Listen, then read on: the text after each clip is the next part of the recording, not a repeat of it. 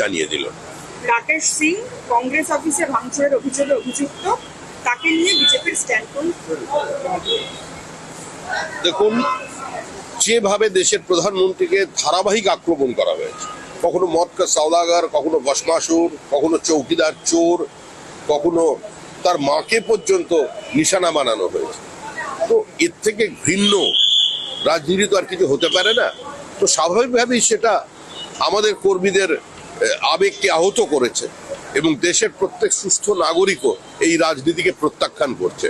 সুতরাং সেখানে বিক্ষোভ হয়েছে, বিক্ষোভ হওয়া স্বাভাবিক এবং বিক্ষোভ হওয়াটাই প্রত্যাশিত।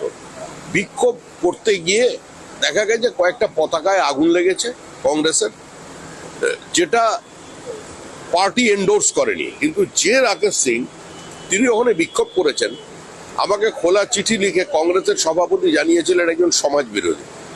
রাকেশ সিং তো আগে কংগ্রেসের নেতা ছিলেন, কংগ্রেস থেকে আমাদের দলে যোগ দিয়েছেন। রাকেশ সিং এর বাড়িতে 200-300 পুলিশ পৌঁছে গেল। রাকেশ সিং এর ছেলেকে মেয়েকে গাড়ি চালিয়ে যাচ্ছিল, তাদের রাস্তায় গাড়ি দাঁড় করিয়ে তাদের চাবি নিয়ে নেওয়া হলো। 3 জনকে তুলে নিয়ে গিয়ে ব্যাপক মারধর করলো পুলিশ। তো রাকেশ সিং কোনো সন্ত্রাসবাদী, কোনো উগ্রপন্থী, কোনো খুনের আসামি?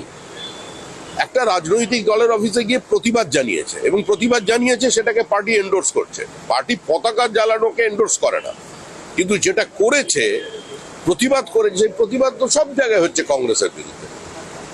কিন্তু তাকে 307-এর মামলা তার বিরুদ্ধে রুজু করা, তার বিরুদ্ধে অস্ত্র আইনে মামলা করা, তার বিরুদ্ধে দাঙ্গা লাগানোর প্রচেষ্টা করা, এই যে মামলা করা হচ্ছে তার অন্য কারণ আছে। কারণ যে এলাকায় রাকেশ সিং বসবাস করেন সেই এলাকায় বহু মানুষের পরিত্রাতা তিনি।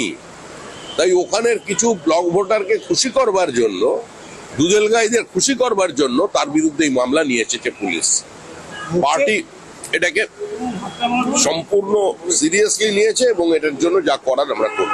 যে তালিকা প্রকাশ করেছে এসএসসি, সেই তালিকা